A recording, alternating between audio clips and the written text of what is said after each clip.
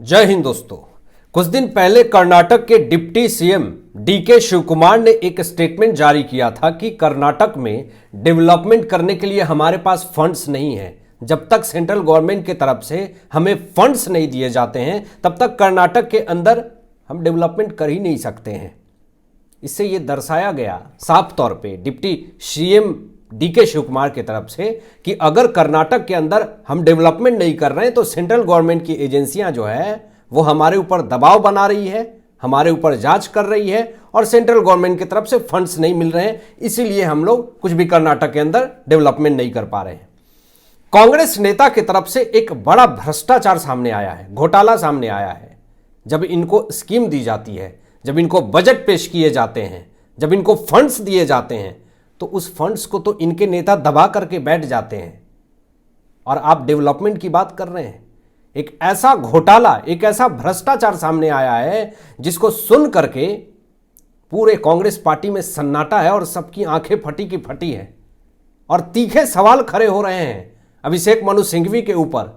अभिषेक मनु सिंघवी के वकालत के ऊपर तीखे सवाल खड़े हो रहे हैं कि जब कांग्रेस नेता के भ्रष्टाचार पकड़े जाते हैं तो इनकी चुप्पी बहुत सारे सवालों को खड़ा करती है। और आज इसी विषय में अभिषेक मनु सिंघवी से बहुत सारे सवाल दागे जाएंगे। आपको बता दूं दोस्तों कि सरकार ने एक योजना शुरू की और उस योजना का नाम था वाल्मीकि सुपर मार्केट योजना। अब वाल्मीकि सुपर मार्केट योजना का काम क्या था?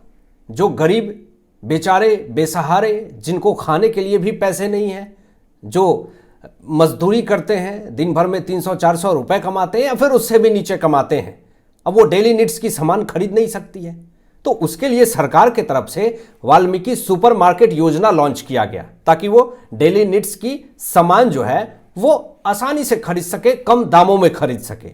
और इस बजट कितने में पेश किया गया? इस बजट को 784 करोड़ रुपए का यह बजट पेश किया गया दोस्तों।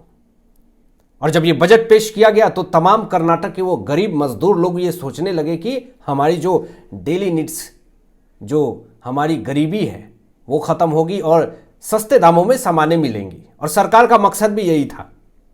और ये दोस्तों जो बजट पेश किया गया वो 1 फरवरी 2025 को यह बजट पेश किया गया और 2025-26 के केंद्रीय बजट में इसको पास भी किया गया, वाल्मीकि सुपरमार्केट योजना को।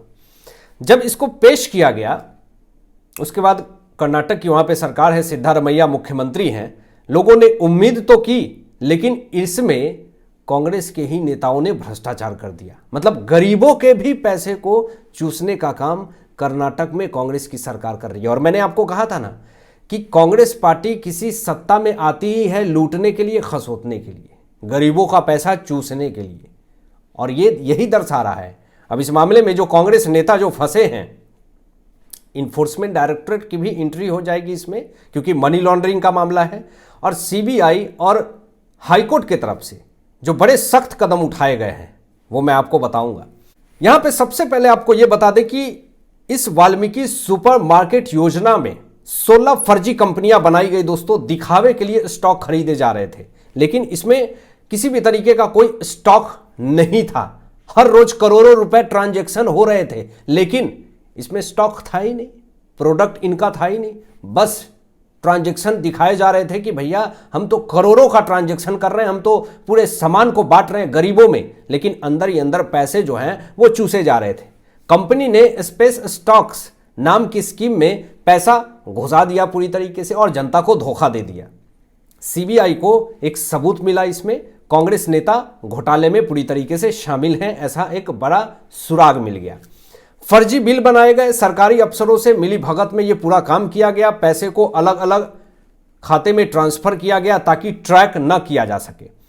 अब दोस्तों इस मामले में जो सबूत सामने आए हैं, सीबीआई की एंट्री होती है और जब सीबीआई की एंट्री होती है तो क्या क्या मिला, जरा उस चीज को आप सुनेंगे तो दंग हो जाएंगे। सबसे पहले तो नकली इनवॉइस मिलता है और स्टॉक रिपोर्ट मिलते हैं।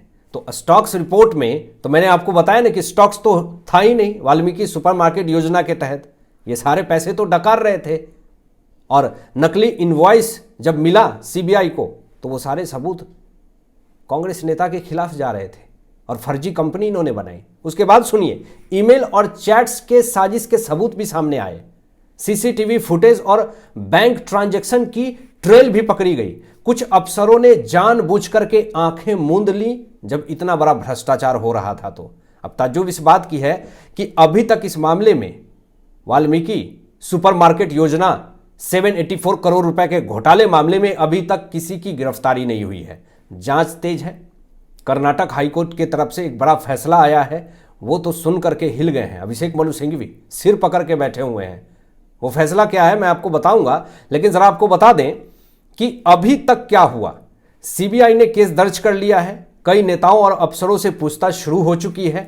ईडी भी इस मामले में घुस सकती है क्योंकि पूरा मनी लॉन्ड्रिंग का मामला है। जनता पूरी तरीके से गुस्से में है। विपक्ष पे सवाल खड़े हो रहे हैं कि जब आपको केंद्र सरकार की तरफ से फंड्स मिलते हैं तो आपके नेता पैसे को डकार लेते हैं और आप बेरोजगारी महंगाई की बात करते हैं। आप अब जहां पे आपकी सरकार है आप वहां पे डेवलपमेंट नहीं कर पा रहे हैं और जो फंड्स मिलता है उसको भी आपके नेता डकार के बैठे हुए हैं।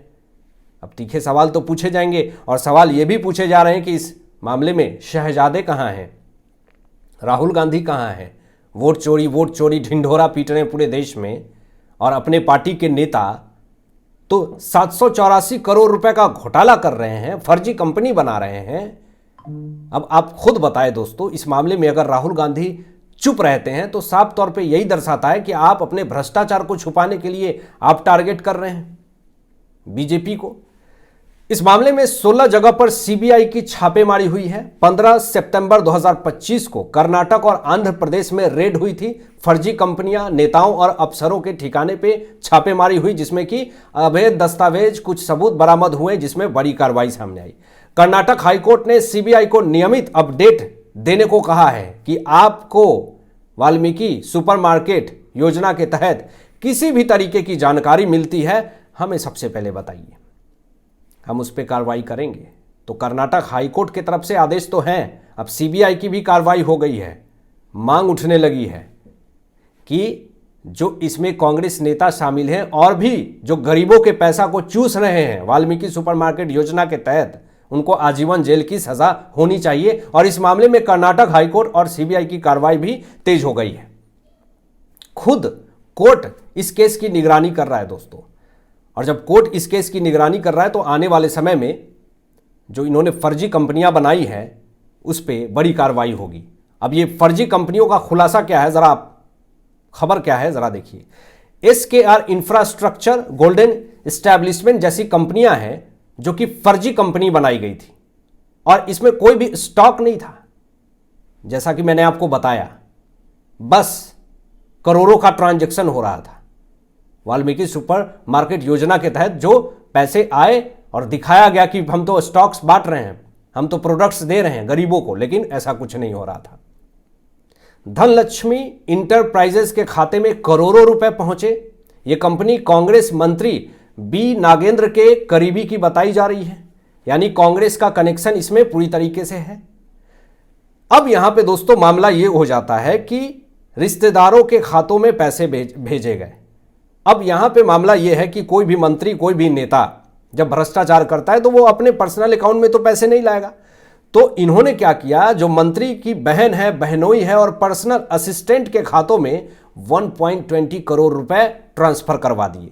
KGTTI और ST वेलफेयर फंड से भी पैसा निकाला गया, यह भी जांच में खुलासा हुआ। कोर्ट ने साफ तौर पे कह दिया है, कर्नाटक हाईकोर्ट ने सख्त कदम उठाया है और सख्त रुख अपनाया है और साफ तौर पे यह स्टेटमेंट जारी किया है कि सरकारी योजनाओं का पैसा निजी फायदे के लिए इस्तेमाल करने वालों को बख्शा नहीं जाएगा, उसे सख्त से सख्त सजा दी जाएगी। इसके बाद से कांग्रेस पूरी तरीके से बौखलाई हुई है।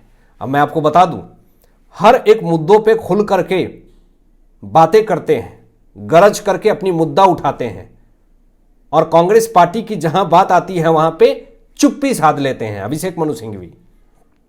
इससे तो सब पता चलता है कि अपने पार्टी के साथ ये खड़े रहना चाहते हैं ताकि वो कितना भी बड़ा भ्रष्टाचारी क्यों ना हो।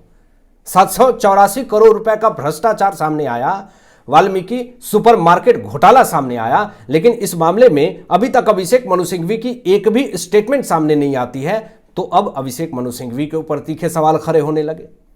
अभिषेक मनु सिंघवी ने कांग्रेस नेताओं की तरफ से इस मामले पर कोई भी सख्त बयान नहीं दिया है। क्या यह चुप्पी एक रणनीति बचाव है? अभिषेक मनु सिंघवी के ऊपर सवाल खड़े होने लगे। जब सीबीआई ने 16 जगहों पर रेड मारी और करोड़ों रुपए के फर्जी ट्रांजैक्शन पकड़े, तब भी सिंघवी ने जांच एजेंसियों की निष्पक्षता पर कोई सवाल नहीं उठाया, जो वो आमतौर पर दूसरे मामलों पर जोर दे करके, चीख चीख करके, चिल्ला करके बकते हैं। जब सीबीआई ने 16 जगह पर छापा मारा तो कांग्रेस की लीगल टीम का सबसे बड़ा चेहरा अभिषेक मनु सिंघवी गायब रहे। क्या यह चुप्पी रणनीति है या डर है? यह सबसे बड़ा सवाल है। दूसरी पार्टियों पर अभिषेक मनु सिंघवी जोर जोर सर से चीख चीख करके बोलते हैं, ट्वीट करते हैं, टीवी पर डिबेट से करके गरजते हैं, लेकिन जब कांग्रेस के मंत्री के रिश्तेदारों के खातों में करोड़ों रुपए पहुंचते हैं तो आवाज क्यों नहीं उठती है? यह सबसे बड़ा सवाल है अभिषेक मनु सिंघवी के ऊपर। क्या अपने पार्टी के नेताओं को बचाने की कोशिश कर रहे हैं? और मैं इसलिए कहता हूं कि एक वकील को नेता नहीं होना चाहिए, वो भी कांग्रेस पार्टी का। कांग्रेस पार्टी के नेता हैं तो कांग्रेस पार्टी के खिलाफ कैसे ये स्टेटमेंट दे सकते हैं, चाहे वो कितना बड़ा भी भ्रष्टाचार मामले में क्यों ना फंसा हो। अब आपकी क्या सोच है? इन तमाम विषयों पर अपनी विचार व्यक्त कीजिएगा और मिलते हैं लेटेस्ट ब्रेकिंग एनालिसिस के बाद। तब तक अपना ध्यान रखें, ख्याल रखें। सत्यमेव जयते। जय हिंद।